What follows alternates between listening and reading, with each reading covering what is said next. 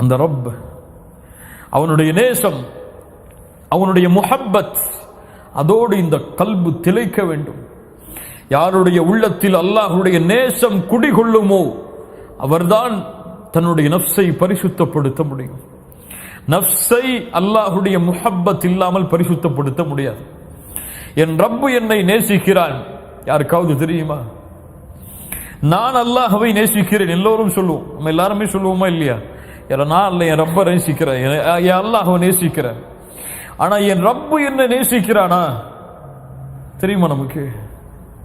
என் ரப்பு என் மேல இந்த நிலையில் நான் பொருந்தி கொண்டுதான் இருக்கானா? என் மனைவிக்கு தெரியும் நான் யாருன்னு சொல்லி, என் பிள்ளைகளுக்கு தெரியும் நான் யாருன்னு சொல்லி, அல்லது என் மனைவிக்கு நான் மிக முஹப்பத்துள்ள ஒரு மனிதன், என்னுடைய பிள்ளைகளுக்கு ஒரு முஹப்பத்துள்ள ஒரு மனிதன், என் நண்பர்களுக்கு முஹப்பத்துள்ள ஒரு மனிதன், என் ரப்புக்கு நான் யாரு?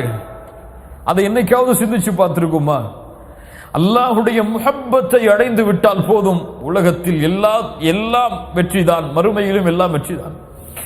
யாரை அல்லாஹ் நேசிக்கிறானோ அவர்களை அல்லாஹ் நரகத்திலே வீச மாட்டான். யாரை அல்லாஹ் நேசிக்கிறானோ அவர்களை அல்லாஹ் நரகத்திலே வீச மாட்டான்.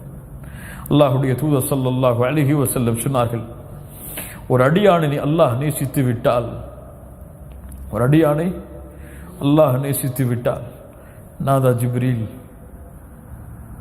ஜிப்ரீலை அழைப்பான், யா ஜிப்ரீல் இன்னல்லாஹ யுஹிப்பு ஃபுலானன். அல்லாஹு அக்பர். ஜிப்ரீல், இந்த பெயர் கொண்ட அடியானை நான் நேசிக்கிறேன். சுப்ஹானல்லாஹ். அல்லாஹ் உங்களை நேசித்தால், அல்லாஹ் என்னை நேசித்தால் ஜிப்ரீலுக்கு அறிமுகப்படுத்துவான், இந்த மனிதனை நான் நேசிக்கிறேன் ஜிப்ரீல், நீங்கள் நேசியுங்கள். ஜிப்ரீல் அழைப்பார் வானத்தில் உள்ளவர்களை, யா அஹ்லஸ் ஸமா, வானத்தில் உள்ளவர்களே, இந்த அடியானை அல்லாஹ் நேசிக்கிறான், நானும் நேசிக்கிறேன், நீங்களும் நேசியுங்கள். வானத்தில் உள்ள எல்லா மலக்குகளும் அவனை நேசிப்பார்கள். அதற்கு பிறகு அந்த கட்டளை பூமியில் உள்ளவர்களுக்கு கொடுக்கப்படும். பூமியில் உள்ள எல்லோரும் அந்த முஃமினை நேசிப்பார்கள். ஒரு முஃமினை முனாஃபிக்கை தவிர யாரும் வெறுக்க மாட்டான். ஒரு முஃமினை முனாஃபிக்கை தவிர யாரும் வெறுக்க மாட்டான். ஒரு முஃமினை தான் முஃமின் என்று நினைத்துக் கொண்டிருப்பவன் வெறுத்தால் அவன் முஃமின் கிடையாது. சுப்ஹானல்லாஹ். ஒரு முஃமினை தானும் முஃமின் என்று நினைத்துக் கொண்டிருப்பவன் வெறுத்தால் அவன் முஃமின் கிடையாது. ஏன்? முஃமின்களை உலகமெல்லாம் நேசிக்கும். அந்த நஃப்ஸை சுமப்பவர்களை உலகமெல்லாம் நேசிக்கும். அந்த நேசத்திற்கு மாறு செய்பவன் முனாஃபிக். அல்லாஹ் நல்ல எண்ணங்களை நமக்கு தருவானாக. கண்ணியத்துக்குரியவர்களே, அல்லாஹ் ரப்புல் ஆலமீன் அவனுடைய நேசம், அவன் என் மீது வைத்திருக்கக்கூடிய நேசம், அவன் என் மீது வைத்திருக்கக்கூடிய பாசம், அதை அளக்க முடியுமா? அதை வார்த்தைகளால் சொல்ல முடியுமா? அல்லாஹ் குர்ஆனிலே யா இபாதி என்று அழைக்கிறான் முஃமின்களை. என்ன அழைக்கிறான்? யா இபாதி.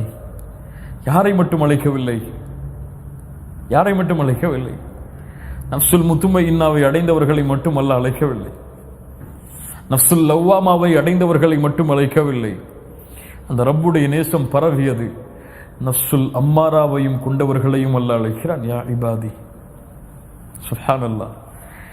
قل يا عبادي الذين أسرفوا على أنفسهم. தங்கள் நஃப்ஸுக்கு அநீதம் இழைத்த என் அடியார்களே. சுப்ஹானல்லாஹ்.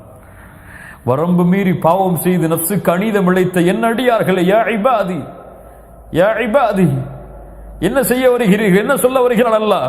அநீதம் இழைத்து விட்டீர்கள், தண்டனையை கொடுப்பேன் என்று சொன்னானா? அநீதம் இழைத்து விட்டீர்கள், நரகத்தை அஞ்சிக் கொள்ளுங்கள் என்று சொன்னானா? என்ன சொன்னான்? என்ன சொன்னான்? லா தகுனது மிர் ரஹ்மத்தில்லாஹ். அந்த ரஹ்மானுடைய ரஹ்மத்தில் நம்பிக்கை இழந்து விடாதே. சுப்ஹானல்லாஹ். யா இபாதி லா தகுனது மிர் ரஹ்மத்தில்லாஹ். நீ எவ்வளவு பாவம் செய்தாலும் சரி, எவ்வளவு குற்றம் செய்தாலும் சரி, ஜினா செய்தாயா பரவாயில்லை, கொலை செய்தாயா பரவாயில்லை, லா தகுனது மிர் ரஹ்மத்தில்லாஹ். உனக்கு தொண்டை குழியை அடைக்கும் வரை தவணை இருக்கிறது. ஏன்? அல்லாஹ்வுக்கு இணை வைத்து விட்டாயா?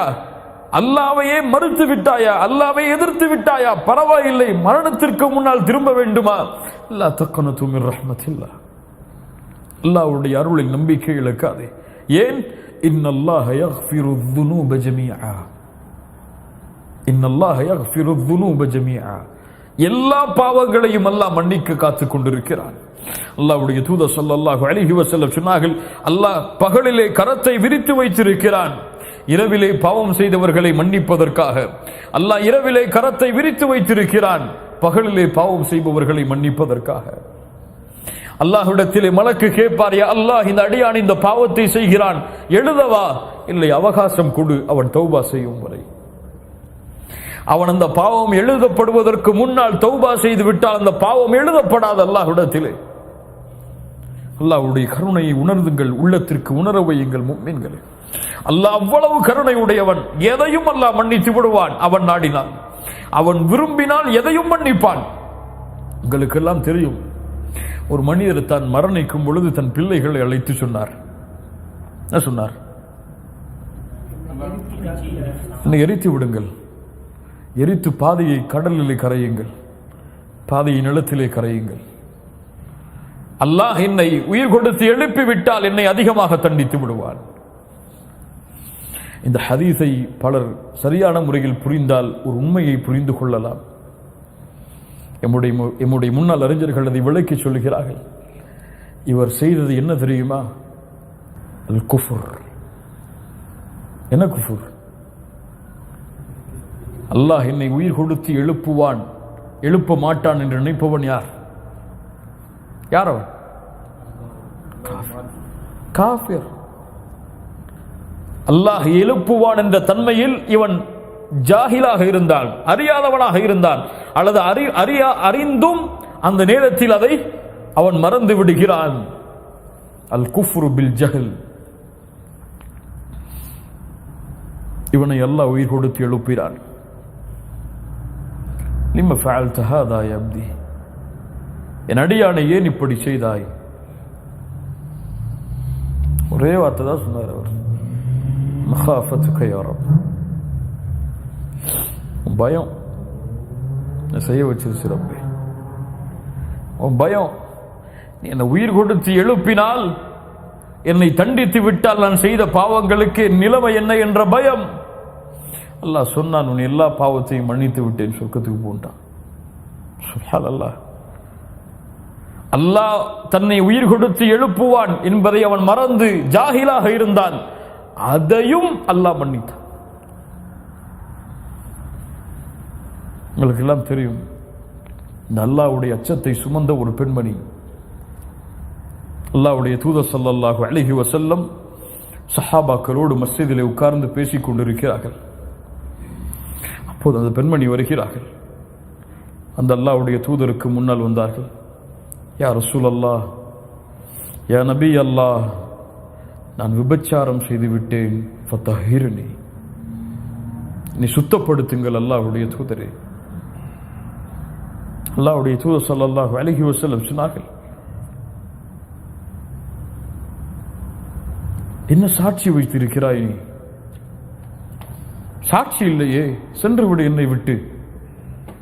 நீ எப்படியே செய்தாலும் சென்று விடு, சாட்சி இல்லை அதற்கு, உன்னை தண்டிக்க முடியாது. அல்லாஹ்வுடைய தூதரை, சாட்சி வேண்டுமா? இதோ என் வயிற்றிலே குழந்தை, இந்த குழந்தை தான் அதற்கு சாட்சி. ஃபதஹிர்னி யா ரசூலல்லாஹ். அல்லாஹ்வுடைய தூதர் சொன்னார்கள், வயிற்றிலே குழந்தையை சுமக்கிறாய், உனக்கு தண்டனை கொடுக்கலாம், குழந்தைக்கு முடியாது, போ. குழந்தை பெற்றெடுத்ததற்கு பிறகு வா. யாரையும் கூட அனுப்பல, போயிட்டு வாங்க, இவரை பாதுகாத்துக்குங்க, குழந்தை பெற்றதுக்கு அப்புறம் கூட்டு வந்துருங்க. அந்த சஹாபிய பெண்மணி சொல்லுகிறார்கள், சென்று குழந்தை பெற்றெடுத்ததற்கு பிறகும் வந்தார்கள். ஃபதஹிர்னி யா ரசூலல்லாஹ். அல்லாஹ்வுடைய தூதர் சொன்னார்கள், குழந்தைக்கு யாரம்மா பால் கொடுப்பார்கள்? பால் கொடுத்து முடித்ததற்கு பிறகு வா. பால் கொடுத்து காலம் முடிந்ததற்கு பிறகு வந்தார்கள். ஃபதஹிர்னி யா ரசூலல்லாஹ். கையிலே ஒரு உணவை வைத்திருந்தார்கள். இதோ இந்த குழந்தை உணவை சாப்பிடுகிறது, பாருங்கள் அல்லாஹ்வுடைய தூதரே, பால் குடி காலம் முடிந்து விட்டது, ஃபதஹிர்னி. அல்லாஹ்வுடைய தூதர் அந்த குழந்தையை ஒரு சஹாபி இடத்திலே ஒப்படைத்து விட்டு அந்த பெண்ணை அழைத்து தண்டனையை கொடுத்தார்கள். ஹத்து நிறைவேற்றப்பட்டது. பல ரிவாயத்துகளிலே வருகிறது. ஒரு ரிவாயத்திலே உமர் பின் கத்தாப் ரலியல்லாஹு அன்ஹு அந்த பெண்ணுக்கு அல்லாஹ்வுடைய தூதர் ஜனாசா தொழுகை நடத்த வரும் பொழுது அல்லாஹ்வுடைய தூதரிடத்திலே கேட்டார்கள், யா ரசூலல்லாஹ், யா ரசூலல்லாஹ், இந்த பெண் விபச்சாரம் செய்தால் அந்த விபச்சாரம் செய்ததற்கு பிறகும் துஸல்லி அலைஹா யா நபி அல்லாஹ் வகத் ஸனத், இந்த பெண் விபச்சாரம் செய்ததற்கு பிறகும் இந்த பெண்ணுக்கு நீங்கள் தொழுகை நடத்துகிறீர்களா? அவள் செய்த பாவத்திற்கு தண்டனையை அனுபவிக்கிறாள், அதற்கு ஏன் நீங்கள் தொழுகை நடத்த வேண்டும்? விபச்சாரிக்கு தொழுகையா? உமரே என்ன சொல்கிறாய்? உமரே என்ன சொல்கிறாய்? இந்த பெண் செய்த பாவ மன்னிப்பை மதீனாவிலே வாழக்கூடிய 70 பேர்களுக்கு பங்கு வைத்தாலும் பத்தாது விரிந்திருக்கும் பாவ மன்னிப்பு. அல்லாஹ் அக்பர். யார் அழைத்து வந்தார்கள் அந்த பெண்ணை? யார் காட்டி கொடுத்தார்கள் அந்த பெண்ணை? யார் பாதுகாத்து வந்தார்கள்? குழந்தை பெற்றெடுத்ததற்கு பிறகு, பால் கொடுத்ததற்கு பிறகு அந்த பெண் அல்லாஹ்விடத்திலே குற்றவாளியாக மறுமையில் நின்றுவிடக் கூடாது என்று பயந்தாள்.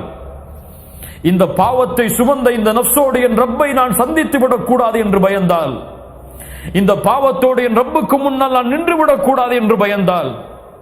இந்த பாவத்தை பற்றி அல்லாஹ் மறுமையிலே என்னை கேட்டுவிடக் கூடாது, அதற்காக என் உயிரை இழக்க வேண்டுமா?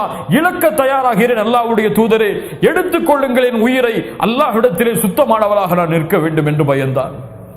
ஃபதஹிர்னி யா ரசூலல்லாஹ், ஃபதஹிர்னி யா ரசூலல்லாஹ், என் உள்ளத்தை சுத்தப்படுத்துங்கள் அல்லாஹ்வுடைய தூதரே. இந்த விபச்சாரத்தின் தண்டனை கொலை என்றால் செய்யுங்கள் என்னை.